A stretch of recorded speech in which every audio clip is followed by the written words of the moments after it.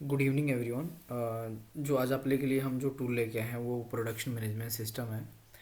तो इस सिस्टम में क्या है कि हमारे पास वर्क ऑर्डर बनते हैं और उस वर्क ऑर्डर में जितने भी डेटा होते हैं यहाँ पे ऑटोमेटिक कैप्चर हो जाते हैं। जैसे आप देखेंगे ये मेरा वर्क ऑर्डर है, यहाँ पे जितना भी वर्क ऑर्डर बन रहा है यहाँ पे ऑटोमेटिक उसका सारा डेटा कैप्चर हो रहा है।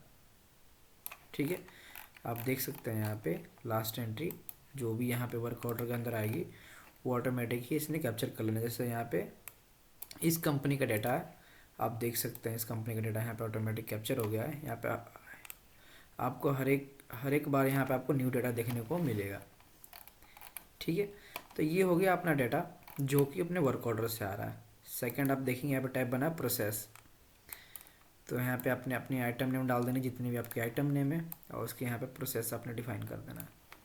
ठीक है, तो अब चलिए चलते हैं, यहाँ पे आपको मैं दिखा देता हूँ ये चीज़ कैसे काम करेगा। जैसे आप देख सकते हैं यहाँ पे प्रोसेस लिखा हुआ है, प्रोसेस नेम स्टेटस, देन फिर प्रोसेस नेम स्टेटस। मतलब एक आइटम है, ये आइटम नेम 1 जो प्रोसेस से ये सारे प्रोसेस से कंप्लीट होता है। जैसे यहाँ पे कटिंग, थ्रेड, पैकिंग। ठीक है, तो एक आइटम डाल देता हूँ मैं आपको, एक आइटम यहाँ पे अपडेट करके दिखा देता हूँ। आइटम 6। ठीक है,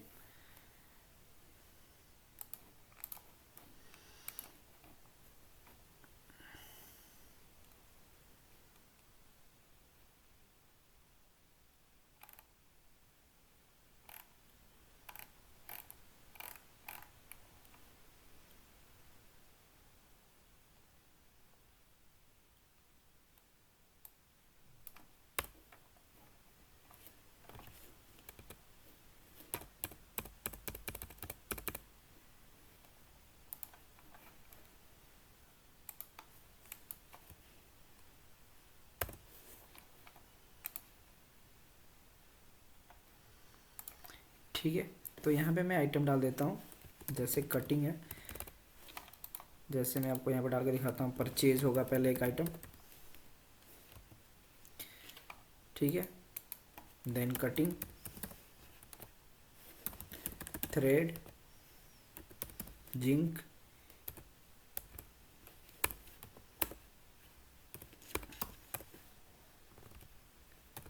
पैक एंड डिस्पैच।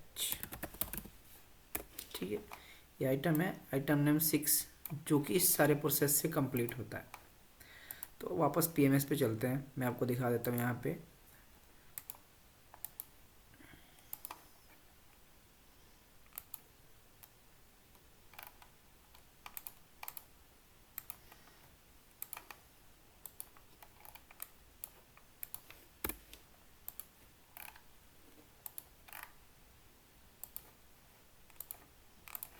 ठीक है, तो आप यहाँ पे देखेंगे आइटम नेम 6 आ रहा है। मैं जैसा इसका सिलेक्शन किया आप देखेंगे इसके प्रोसेस डिफाइन हो गया ऑटोमेटिक।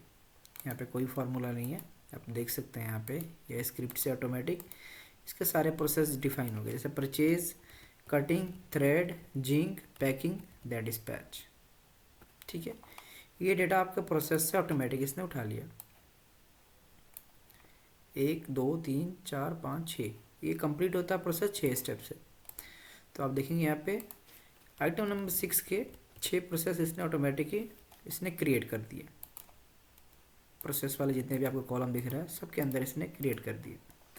अब क्या है, जब भी ये प्रोसेस कंप्लीट होता है, मान लीजिए इस आइटम का ये प्रोसेस कंप्लीट होता है यहाँ पे, तो आप देखेंगे इस ड्रॉप डाउन के अंदर हमने डन दिया हुआ। जैसे परचेज हो गया, देन आप डन पर क्लिक करेंगे। जैसे आप क्लिक करेंगे देखेंगे यहाँ से डन का जो ड्रॉप डाउन है यहाँ से रिमूव हो गया और यहाँ पे टाइम स्टैम्प आ गया। अभी का टाइम स्टैम्प आ गया कि आपका काम इस टाइम कंप्लीट हुआ। ठीक है, अब बाय मिस्टेक आपने इसको डन भी कर दिया तो कंट्रोल जेड करके इसको रिकवर कर सकते हैं। दोबारा से आप डन का सिलेक्शन करेंगे, यहाँ पे टाइम स्टैम्प उठा लेगा इसने। ये स्टेप कंप्लीट हो गया। देन इसके बाद इस स्टेप पे क्लिक करेंगे तो आप देखेंगे ये स्टेप भी यहाँ पे ग्रीन हो गया और यहाँ पे टाइम स्टैम्प आ गया। आप इस स्टेप को कंप्लीट करेंगे, अगेन आप देखेंगे यहाँ पे ग्रीन और टाइम स्टैम्प यहाँ पे आ गया। ठीक है, मान लीजिए ये स्टेप नहीं हो रहा, ये स्टेप कंप्लीट हो रहा है इसमें, तो आप इसको कंप्लीट करेंगे तो ये कंप्लीट हो जाएगा। तो जो भी आइटम है और जिस प्रोसेस से होके जा रही हैं वो सारे स्टेप के यहाँ आपको आइटम के नेम सिलेक्शन करना है कि आइटम कौन कौन सी प्रोसेस से कंप्लीट होगी।